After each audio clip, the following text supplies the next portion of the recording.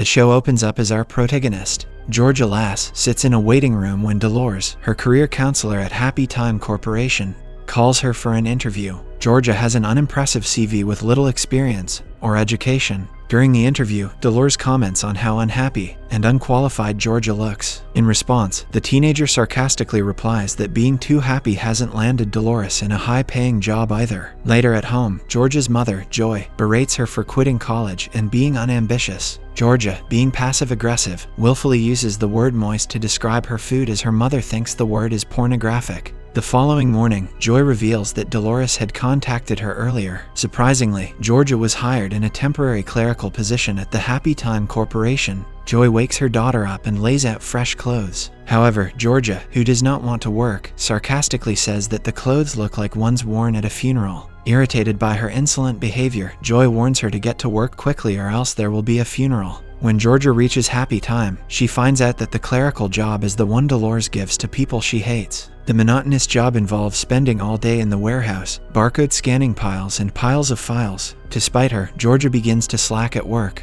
But even as she tries her best to do very little work, everyone else in the office does a lot less. The poor teenager begins to realize that she might have to spend the rest of her life in a dead-end job. After a while, Georgia goes on her lunch break. On this day, the Russian Mir space station is plunging into the Pacific Ocean as is expected. But some debris, including the seat of a zero-gravity toilet, flies off from the space station and heads to the west coast of the US. In the meantime, Georgia has a slightly creepy encounter with a man on the streets during her lunch break. The middle-aged man asks her the time and her name and knows her middle name despite meeting her only a few seconds ago. He then touches the back of her head, leaving ghostly white fingerprints. On the other hand, Georgia walks away irritated, only to be met with a horrible accident. The zero-gravity toilet from the space shuttle strikes her with tremendous speed and kills the teenager on the spot. After a huge explosion, people begin running chaotically. Georgia, in her soul form, stands some distance from the impact site, looking on without any knowledge that she is already dead.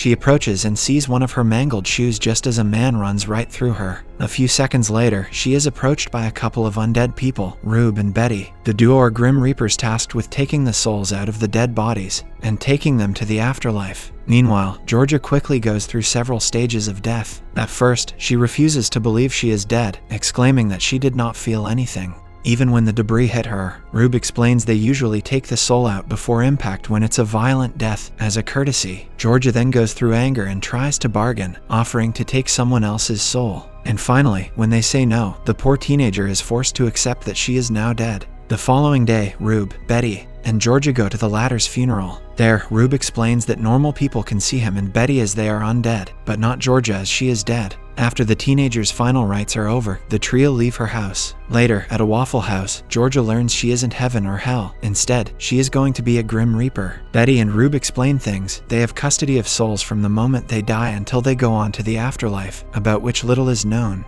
Each Grim Reaper has a quota of souls to pass on before they get promoted. The middle-aged man who asked Georgia the time before the toilet fell was a Grim Reaper, too. Georgia was his last soul, and now she has to take his vacant position. So begins Georgia's grand new role as a Grim Reaper, whose responsibilities are divided into several specialities. In her case, she will be working in external influence, which includes murders, suicides, and accidents. The scene shifts to Roxy, another Grim Reaper, reaping someone who died from a piano dropping on her head. However, Rube disapproves of her actions because Roxy didn't take the soul early and waited until after the piano dropped to reap her. Suddenly, Georgia notices a little gremlin-like creature running up the building from which the piano dropped. It's a graveling, one of the creatures that cause the accidents and set events that lead to death in motion. Rube calls them part of the balance, the greater order of life and death, which has to be maintained. A few paces ahead, they find another Reaper, Mason, who is accompanied by two souls he reaped who killed each other in a crack den. Rube takes the two souls and asks Mason to take Georgia to her new home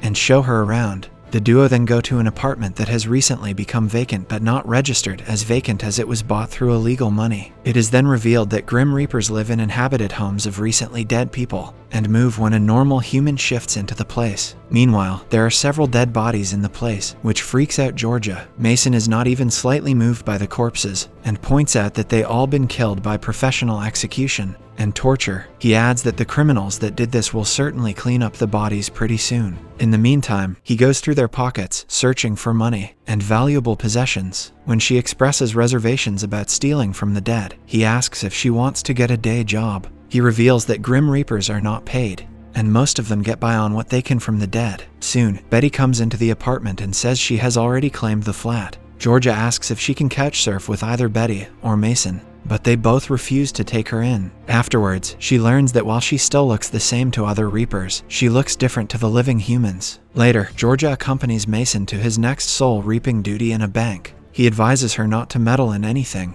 because even a little change may affect the outcome. He then casts his experienced eyes over the room and tells her the many ways he can see people potentially dying. On the other hand, George sees a graveling and notices the creature place a banana peel on the floor. She immediately tells Mason that the upcoming death will be caused by the banana peel. However, he doesn't seem to notice the graveling and doubts her prediction. Meanwhile, the only information about the subsequent death that Mason has is a name which begins with B, an address, and an estimated time of death on a paper. He says that's helpful so they don't get attached to their target. Soon afterwards, a rather inept person named Brett starts a bank robbery. A few minutes later, Becky, the wife of a bank staff, barges in seeking her husband, Brad, who is having an affair with a colleague, Brenda. The devastated Becky has a gun and doesn't care about the robbery. She holds the staff at gunpoint to learn how long Brad has been cheating on her. She fires a shot into the ceiling, which ricochets around Byron, the bank manager, and hits a gas cylinder, causing an explosion.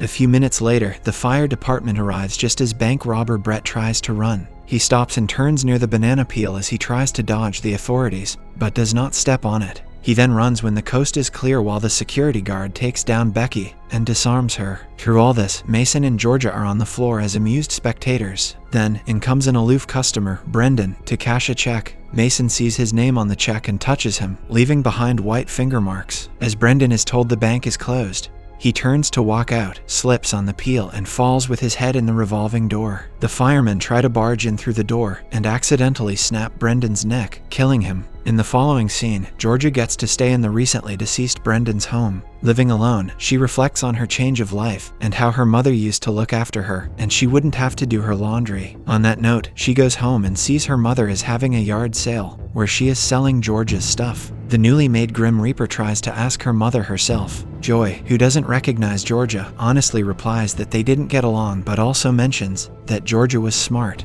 Devastated by her daughter's death, she judges herself for not being a great mother. The next morning, Mason wakes Georgia and takes her to their Waffle House morning meeting with the whole Grim Reaper gang gathered around. There, Rube hands out notes with new souls to be reaped, including one for Georgia. That night, Rube and Georgia arrive at a train station for the latter's first task as a Grim Reaper. He tells her the seat number and estimated time of death of her client. Furthermore, he warns her it is going to be a violent death, so she'll want to take the soul early. Soon after, Georgia gets on the train and starts an inner monologue about how hard it is to consider what's going to happen. She fantasizes about the possible death being an awful person, just to make it easier to deal with. Unfortunately, an innocent, small girl named Christy sits on the seat where the death is to happen, completely devastating the new Grim Reaper. She stares at the child and out the window, where a graveling appears. As the time of death approaches, Georgia walks down the aisle to leave her fingerprints on the child, but she can't bring herself to do it. Eventually, she sits next to Christy and starts talking to her. Unable to let the kid die, Georgia tries to lead her away from the danger zone, but she's stopped by a railroad employee who is keeping an eye on her. Suddenly, the train carriage becomes uncoupled, and everyone falls to the floor. The train then derails and crashes down a bank through the woods. When the carriage comes to rest, the employee checks to see if everyone is okay and counts all the survivors. Surprisingly, everyone survives, including Kirsty. While the survivors gather, Georgia goes into the woods, finds Rube and grills him for not telling her it was a little girl. He tells her it doesn't matter and that they cannot change fate. As death is non-transferable, Rube reveals that only Georgia can take Christy's soul. He warns her the child's soul has expired, and it will now rot inside her. Although he agrees it is cruel, he points out that she can't save anyone but can make the death easier. Following this conversation, she returns to the circle of survivors and reaps the child's soul. Kirsty collapses instantly, and the other survivors try to resuscitate her in vain. In the meantime, Georgia and Rube lead Christie's soul away. Suddenly, the sky lights up and a portal of shining light funnels down, forming a glowing ground full of adventure rides. Seeing this, Kirsty runs off to it, and the whole structure then moves back into the sky. A clueless Georgia asks where the little girl's soul went, but Rube tells her it's not for them to know. A week after being dead, Georgia is on the toilet in the apartment that she is staying in when Brett's parents show up. Although the parents are suspicious, she manages to pass herself off as his girlfriend. Meanwhile, Georgia's little sister, Reggie, has been telling the neighbors that her mother won't let her go to the bathroom. When her mother confronts the little girl about this issue, Reggie cannot give her an explanation for her actions. Elsewhere, Roxy is busy earning her living as a traffic warden with Mason looking on as she works. Currently, a businessman yells at her for writing a parking ticket, but she doesn't let the matter escalate by flashing her gun. This ends any objections the businessman has with Roxy. In the next scene, the narrator narrates how the appointments for the upcoming deaths are done. Rube gets an envelope put under the door of his apartment from an anonymous figure, and from that, he writes out little notes of all the upcoming deaths. Then, he hands out the notes to the Grim Reapers at their next breakfast meeting. The following day, in the meeting, Rube forces Georgia to work with Betty for a day as a punishment for her interference with Christie's death. Later that night, Georgia and Betty hitchhike out of town to their destination because they don't have money for a taxi. Georgia is wary of hitchhiking,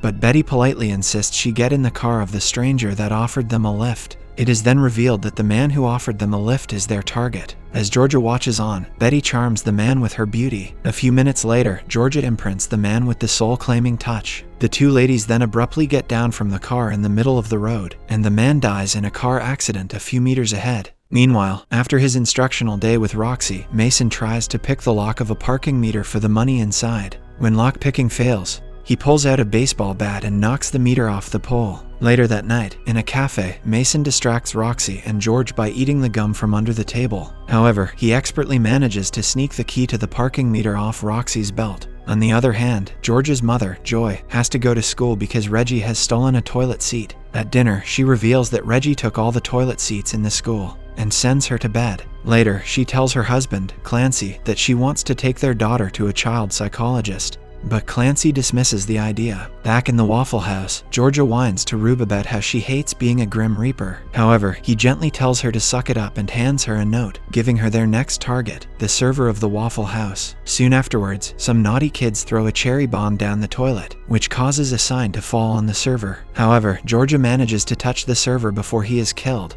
but she, too, gets impaled with a fork. But Reapers heal awfully quickly, and the wound barely affects her. Later that night, Georgia decides she's done with being a Grim Reaper and thinks that Rube can't force her to do further jobs. So the next morning in the Waffle House, when Georgia goes missing, Rube slips a note under her door. To the teenager's surprise, a mysterious wind blows it closer to her feet. She tries to ignore it for the day while it preys on her mind. What exactly happens when Grim Reapers refuse to do their jobs? When the time of the death comes, she misses the appointment, and the note gets even closer, impaled on one of the springs in her mattress. Then a graveling visits her, and she worries if she would get penalized. To make matters worse for the new Grim Reaper, a note is left on her door demanding rent. She discusses a day job with Mason, who is very against the whole idea. However, she doesn't trust everything Mason says because he died by actually drilling a hole in his head because someone told him it would give him a permanent high. Later, Roxy arrives at the spot where Georgia and Mason are having a conversation, and she rams her vehicle into Mason at speed. She then takes back the key that he stole and delivers the news that Rube wants to see Georgia at a nearby morgue.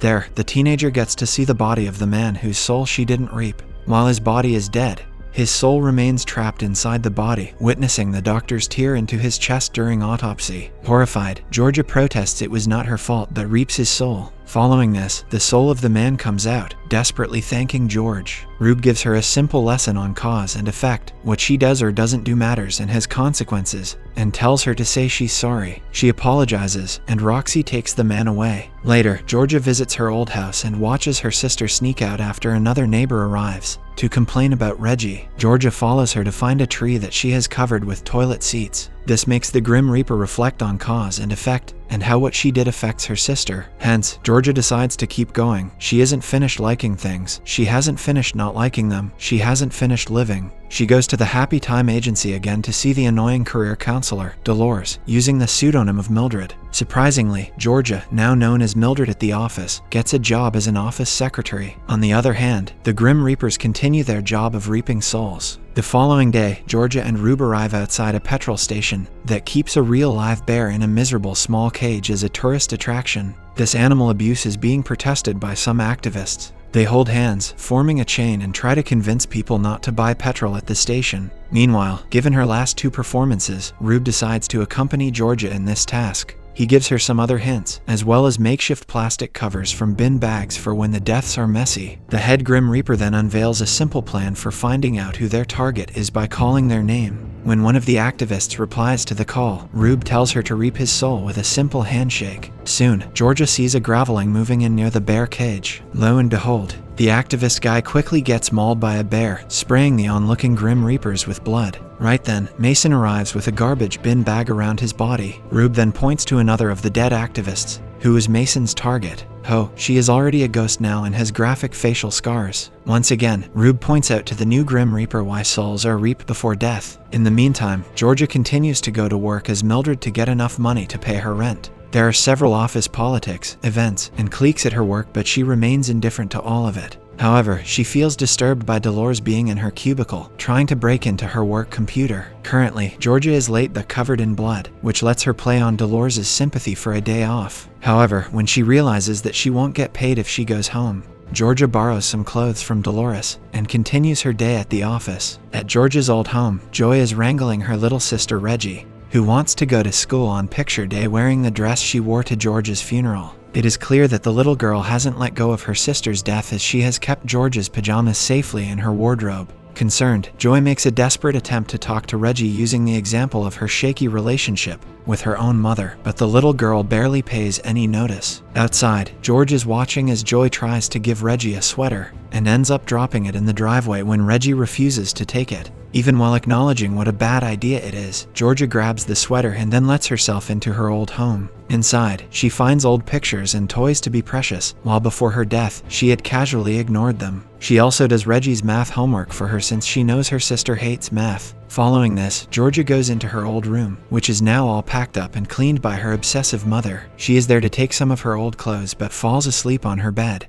When Reggie, Joy, and Clancy return, Georgette is still in her room. However, she wakes up just as her dad talks about missing dinner again. Unbeknownst to Joy, her husband is having an affair with a student at the college he teaches. Fortunately, Georgia manages to sneak out a window and throws her sister's discarded sweater at the house's front porch. Unbeknownst to her, Reggie notices the garment and realizes it has moved. Later that night, Joy tries to help Reggie by encouraging her not to think about her sister's death if it hurts. But soon afterwards, the little girl goes to her deceased sister's room with an Ouija board. Elsewhere, Georgia goes on a job with Betty to retrieve the soul from a body stuck in a tree. After several unsuccessful attempts to climb the tree, they resort to throwing rocks instead. During this, Georgia asks lots of questions about souls, but Betty doesn't have an answer to them. Finally, Georgia tells Betty she went home, and the latter tells her it's a bad idea, even if no one saw her. Trying to get back what you've lost doesn't help when you are a Grim Reaper. Although Betty says taking their old stuff doesn't help them from moving on, she has her own flashback to digging up her body to get her ring back after she died. Eventually, they succeed in bringing down the dead body from the tree and reap the soul. Taking advantage of this moment,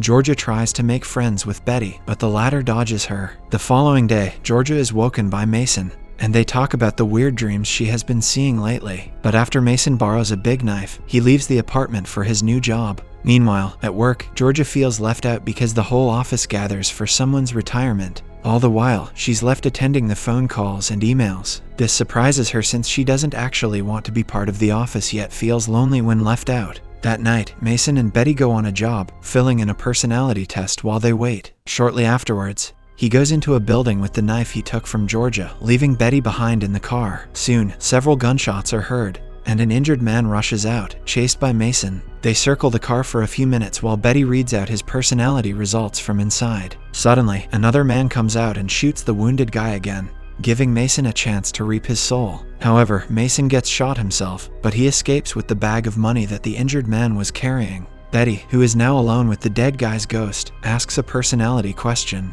Later, at the Waffle House, just as Georgia joins the other Grim Reapers for a meeting, Rube sternly lectures her about visiting her old life. He gives her a final warning that if she goes to see her family once more, she will be heavily punished. However, the warning doesn't go down well as Georgia points out the worst has already happened to her. Following this, Rube hands everyone their new tasks, and Georgia has to go back to the bear again. This time, people are protesting the pending euthanasia of the caged bear. Roxy tries to sit in silence as Georgia keeps asking her to guess how the death would happen. When Georgia goes for the man in the cage with the barely sedated bear, Roxy points to the name D. Kostakovich, means that the black man in the cage is unlikely to be the victim. They enter the crowd, and hearing the news presenter comment on how he changed his name to something easier to say, George guesses he's the man. Just as the bear escapes, an unfortunate electrocution causes the reporter to be frozen on the spot as the bear attacks him. But she has his soul and also saves the bear from being shot by a guy with a handgun. Against all advice, Georgia then goes home and talks to Reggie until Joy arrives, sends Reggie inside,